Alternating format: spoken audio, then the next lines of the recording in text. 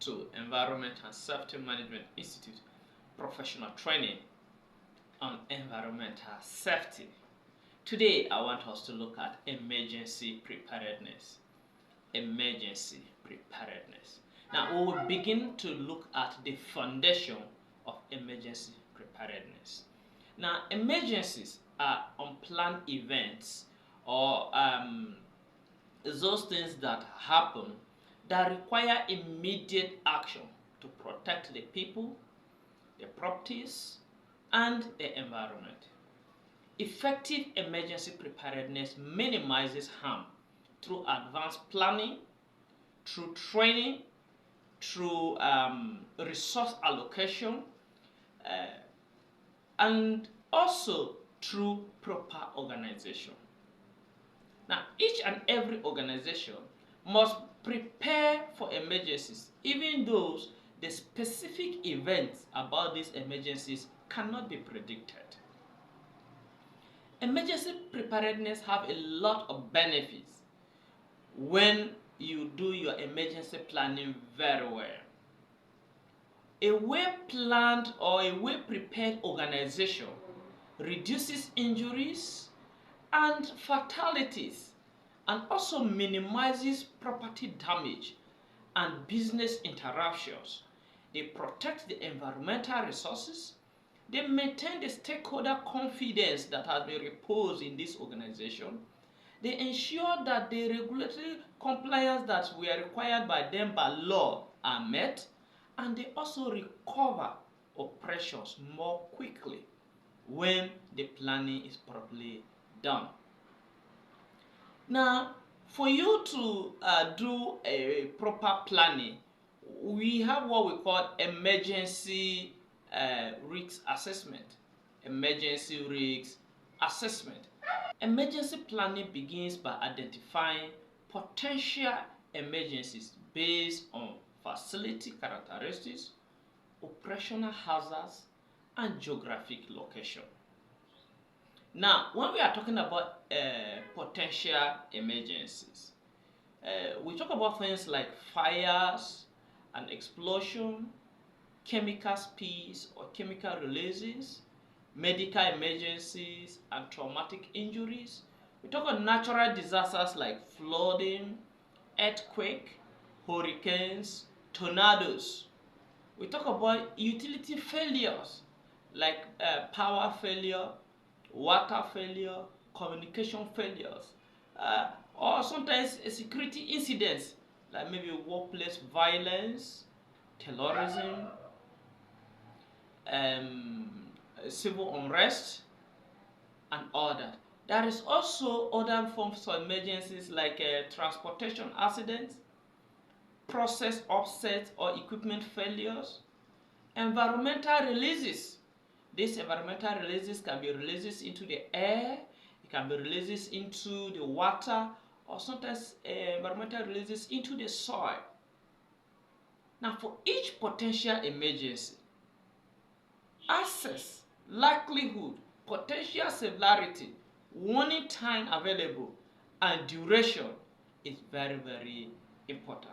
So this assessment guides resource allocation and guides planning priorities whenever you want to do your planning. Emergency response organization. You have to establish a clear command structure for emergency response. There has to be a very clear command structure for emergency response. Emergency coordinator or the incident commander should be the overall person at the top of the pyramid. The individual with that overall authority and responsibility for emergency response decisions should be the one who is placed as the highest person in the pyramid of emergency response. Now, typically, this person should be a senior manager or a facility manager that is in charge of the facility that emergency response is being planned in. Then you talk about the emergency response team. which are designated persons that are trained for specific emergency roles, which include evacuation, coordination, first aid providers, fire brigade members if applicable, spill response personnel, communication coordinators, and all that. These people should be put in place to ensure that the response is activated as fast as possible. Then you also have the floor wardens, or what we call the area monitors. Now, these are the personnel that are responsible for ensuring complete evacuation of assigned areas. They check those restrooms, they check offices, and they account for occupants once there is what? An emergency. Then you also have what we call the external responders. Okay, now you need a relationship and coordination with the fire safety department, the National Emergency Management Agency or the State Emergency Management Agency, the Emergency Medical Services, hazardous materials team, the law enforcement agencies like the civil defense, the police, okay, or the other security services that are available. You also have to have a contact with the regulatory agencies in terms of environmental issues. We have the NOSDRA that respond to OSP issues. You have the NESRA that regulate other environmental activities. Fire safety. Fire is one of the most critical emergencies that arise in the workplace. Now, our concern is on fire prevention. You need to control ignition sources because these ignition sources are the ones that bring the fire into the environment. They include smoking restriction, hot work permits, electrical maintenance, and proper storage of flammable materials. There is a need to minimize fuel sources through housekeeping, waste management, limiting combustible materials, ensuring adequate oxygen levels in enclosed spaces, and also ensuring that you have fire detection and fire alarm systems. Now, when you properly design, install, and maintain fire detection and alarm systems, they provide early warning systems for your organization. The systems may include smoke detectors, heat detectors, flame detectors, and manual pull systems. Regular testing of such systems ensures their functionality, because when they are tested regularly, you are sure that they are in good shape and they continue to function well whenever they are needed. Apart from fire detection and alarm systems, you also have what we call the fire suppression system. Fire suppression system. Automatic sprinkler system suppresses fire before they spread. When you use specialized systems such as the clean agent, foam, or dry chemical systems, they protect specific hazards in the particular work environment. So regular inspections and testing will also verify their readiness, just like when you are talking about the fire detection and alarm system. In the fire suppression system too, regular testing is very, very important to understand the readiness of these fire systems in the work environment. Fire extinguishers. Now, when we are talking about fire extinguishers, these are equipment that you use to put off small fires in the work environment. There are different extinguishers that are used for the different classes of fire. For you to be able to understand the class or the type of extinguisher to use, you have to first of all understand the type of what or the class of fire that you are dealing with. You have class A type of fire, Class B fire, Class C, Class D, and Class F. Some people call it Class K. Now, when we are talking about Class A type of fire refers to fire that is dealing with solid fuel.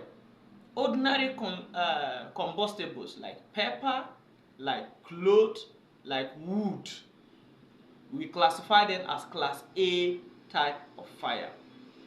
Then when we talk of Class B is the type of fire that is dealing with flammable liquids. Flammable liquids like gasoline, like oil, like solvents. This is Class B type of fire. Then when we're talking about Class C type of fire, Class C type of fire is the type of fire that has to do with gaseous fuel. Then we also have Class D type of fire. Class D type of fire deals with combustible metals. Then when we are talking about Class F, or what some people call Class K, this is the type of fire that deals with cooking oil or fats. But the fire results from what? From the kitchen. It can be fires that come out from big restaurants, or sometimes even in your home. This type of fire that comes as a result of the activities of the cooking oil or fats is called either Class F or Class K type of fire. So in each of these class, a different fire extinguisher is recommended to be able to address the fire in this place. There is what we call the ABC multipurpose fire extinguisher, which tries to address most common workplace fires, and these extinguishers must be properly located in a place that workers will have easy access to it. They should be clearly marked and inspected monthly or at least annually by qualified personnel. Even if the personnel are not in your organization, you can invite them to come and carry out these inspections. At the Environment and Safety Management Institute, we have personnel that are always available, ready and willing to engage in fire risk assessment of your organization. It's just a matter of a call over to the institute, and then the professionals will be sent to you to assist in carrying out your fire risk assessment. Now, for you to be able to use a fire extinguisher properly, there is what we call the PASS. PASS is an acronym that is used in extinguishing fire. PASS, P means you should pull the pin on the fire extinguisher. A stands for you should aim at the base of the fire for you to extinguish it. The first S stands for you should squeeze the handle of the fire extinguisher so that the content of the fire extinguisher will come out. And then the last S is for you to sweep from side to side to make sure that the fire is completely wiped out. Now, any attempt for you to be able to extinguish fire in your organization must be done professionally. Now, when you attempt to fight fire, which is small and it has been able to be contained using the appropriate extinguisher, you will be able to reduce the risk that fire would have caused in your organization if the fire had escalated. So it is very, very important for all cases of emergencies for an organization to have a trained personnel who will be able to respond to this fire. And that is the reason why at the Environment and Safety Management Institute, we advocate that each and every organization should have a personnel within that will be what? Will be responsible to emergencies, especially issues of fire, issues of first aid, to be able to reduce the risks that are associated with emergencies like fire in your organization. So the trained person who is within the organization will be able to respond to these emergencies. Now, there are procedures for you to evacuate people during fire emergencies.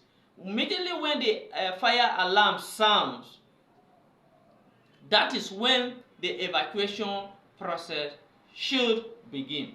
You make sure that all the work that is ongoing in the premises are stopped immediately, and then you secure those hazardous processes if there is time for you to do so. You leave all your personal belongings behind and begin to move out of the place immediately. You proceed calmly. There should be no rushing to the nearest safe exit so that you'll be able to move out of the building. There are exits in the building and not all the exits are safe. That's the reason why I use the word the nearest safe exit. You should not use elevators once there is fire emergencies, please. Once you hear of fire emergencies, avoid the use of elevators. Now, try to assist those people who have disabilities. In the case of emergencies, try to assist those people who have disabilities so that they will not endanger themselves. But if assisting them means endangering yourself, you can proceed and leave your work environment alone. Make sure that immediately as you are leaving, you close the door behind you so that the fire should be contained in the room that it is without it spreading. You report to the muster point straight ahead. The muster point is that point whereby immediately there is an emergency, it is designated for everybody to move to. This is to ensure that the responsible person accounts for the people who are in the building or in the facility within the time of the fire incident. And after reporting to the designated area, that is the muster point, you ensure that you remain at that assembly area until you have been accounted for and released. Those floor wardens should check their assigned areas, because each and every floor warden has an area of coverage that he or she has been assigned to. So they should always make sure that they check the areas that have been assigned to them to be able to know if everybody has exited the area, closed the doors, and also to know that the people that were in the building have proceeded toward the muster point. The floor wardens should ensure that they account for all the personnel that are at the assembly and report the missing persons to the emergency responders immediately so that actions will be taken place. How do you plan your evacuation? How do you plan your evacuation? Because understanding how you will plan your evacuation is very, very important. Now, a comprehensive evacuation plan addresses all the emergency scenarios requiring your building evacuation. Let's begin to look at evacuation routes and exits. Evacuation routes and exits. You identify the primary and secondary evacuation routes from all the work areas. Exit routes must remain clear of obstruction. This is part of housekeeping. You ensure that all the exit routes are clear of what? Obstruction. Now, once you clear the exit routes of obstruction, you also make sure that there should be adequate lightening in the what? In the exit routes, so that once somebody is to move across the exit route, the person should not be hindered by one form of darkness or the other. And they should have the appropriate signage so that they will be able to know that, okay, this is what? An exit route. And this exit route should lead to areas of safety outside the building. The exit route should not lead somebody to another place. They should lead to what? Areas of safety outside the building. Another thing apart from the evacuation routes and exit routes is the assembly point, which I've earlier mentioned that it is referred to as what? The muster point. You designate assembly locations at safe distances from the building, away from the emergency vehicle access routes, because you cannot put your muster point where the emergency vehicle is to drive in. The people assembling there will block the emergency vehicle from accessing the area. So you consider weather protection and accessibility, and then you put your designated area and your assembly area, which is your muster point. You establish a procedure for accounting for all the occupants once they move toward the muster point. Then another issue in planning your evacuation is special needs consideration. There are people with special needs working in different organizations, and they should also be put into the plan of that organization when you are discussing what? Emergency planning. So you plan for evacuating those patients, those people with mobility impairments, those people with visual impairments, those people with hearing impairments, or other special needs that they may have. You designate assistants so that once there is an emergency, those assistants can be able to those people with special needs can be able to get assistance from these people. Establish areas of refuge if applicable, and also communicate with the affected individuals about these procedures. Immediately someone with a special need is employed in the organization, the person should be given an induction to be able to understand all these safety procedures that are involved in what? In the course of the person's work.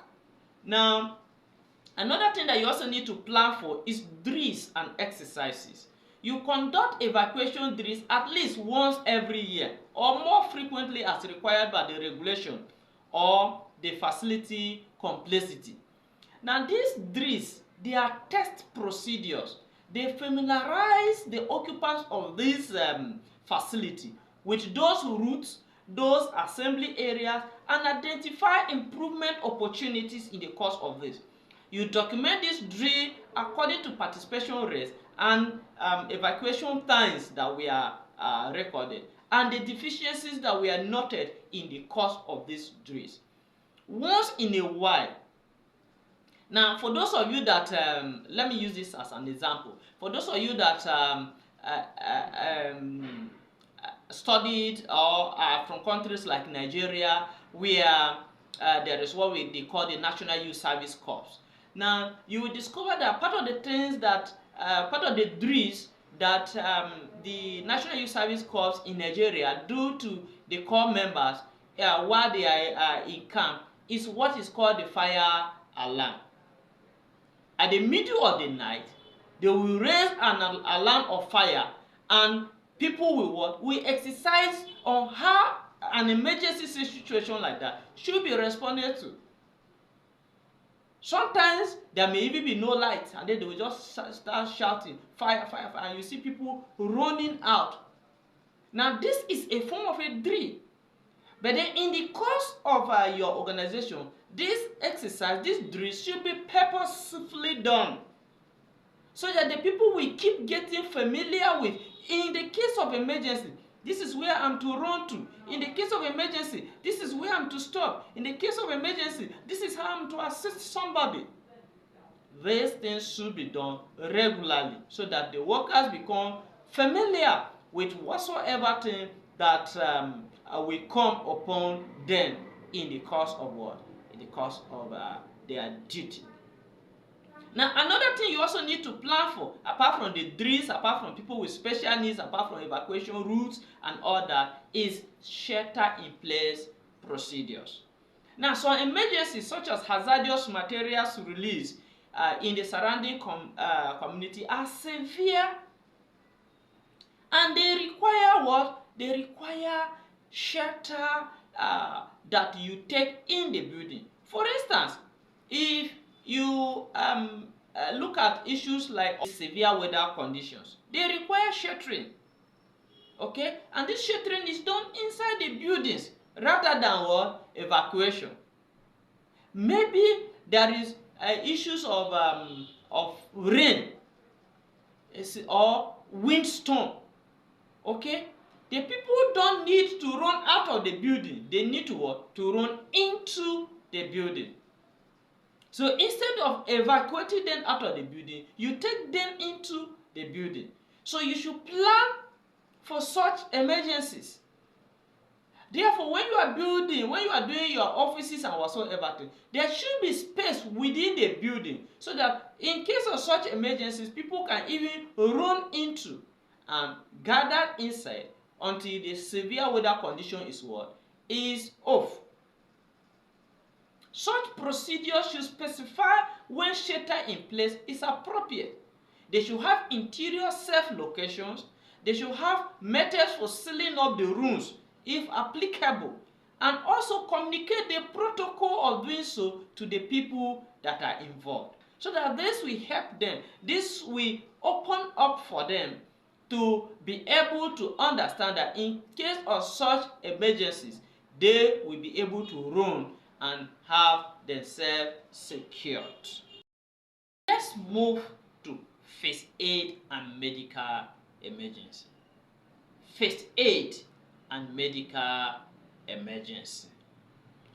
Workplaces must provide prompt medical attention for injuries and illnesses. And one of these medical attentions that has to be promptly rendered is what we refer to as first aid.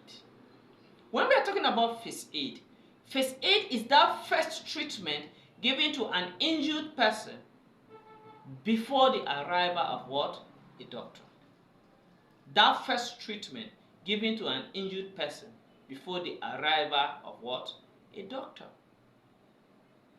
Now, when you are talking about first aid, there has to be prepared for as an emergency first aid training and first aid provision. You ensure that an adequate number of trained first aid providers are available throughout your work hours. In your work environment, as you have secretaries, as you have cleaners, as you have accountants, you should have what? First aid workers in the environment. First aid training should cover what we call CPR. CPR refers to cardiopulmonary resuscitation. The first aid training should also cover things like bleeding control. The first aid training should also cover shock management. The first aid training should also cover burns. The first aid training should also cover how to manage fractures. The first aid training should also cover the use of automated external defibrillators, what we call the AEDs. What are the first aid supplies and equipment you need in your organization? You definitely need to maintain adequately stocked first aid kits that are appropriate to your work environment, especially in response to your workplace hazards. These kits should be readily accessible. They should be clearly marked and should be inspected regularly. You provide specialized supplies such as eye wash stations, safety showers, and AEDs where it is appropriate in the work environment. Then you also talk of emergency medical services. You establish procedures for summoning emergency medical services, what we call the EMS, emergency medical services. They provide location and information and access instruction to emergency numbers. And then you meet the responders to guide them to the patients. These things are very, very important to ensure that your first aid or your medical emergencies are attended to appropriately. You make sure that you post the emergency numbers across all the offices and even in open spaces, so that your workers or your contractors or your visitors will have easy access to it wherever it is needed. Let us look at medical emergency response procedures. Now, when medical emergencies occur, you ensure that the scene is safe first before you approach it. You call for help immediately. That is where emergency numbers of your country or your province or your zone or your location in general is needed. People are always familiar with 911, but these numbers may not be the same as far as your own location is concerned. Do not move injured persons unless it is necessary to prevent further harm. Okay? Allow the people who are in the emergency services to come and evacuate the injured persons. Only administer first aid to them and keep them for people in the emergency services to come and evacuate them. But if you are in a country or in a location or state where these emergency services are poor, you will have to move these people to the appropriate place on time so that they will be able to access the desired medical care. But if that is not the case, you have to stay with the injured person until the help arrives. You protect the privacy and the dignity of the person that is involved. For example, in case of a medical emergency, somebody's clothing got bent, you should try to make sure that you get the person a cover to protect the person's dignity, instead of just allowing the person to lie naked. Okay, so you provide clothing for the person, at least to restore the person's dignity. Then you preserve the evidence for investigation. Make sure that you preserve the evidence for investigation. Now, what of bloodborne pathogens? Bloodborne pathogens need protection. Your first aid providers may be exposed to bloodborne pathogens. Therefore, you have to provide appropriate training, the appropriate personal protective equipment like gloves, face shields, and procedures for them to handle exposure to incidents, so that they will also be protected. Thank you for being part of today's class. For questions, you can drop them in the comment section and you will be attended to appropriately. For you to have a deeper knowledge of environmental safety, we invite you to join the Environment and Safety Management Institute, where you'll be trained, certified, and inducted as a professional in the field of environmental safety and management. Thank you for being part of today's class. See you next time.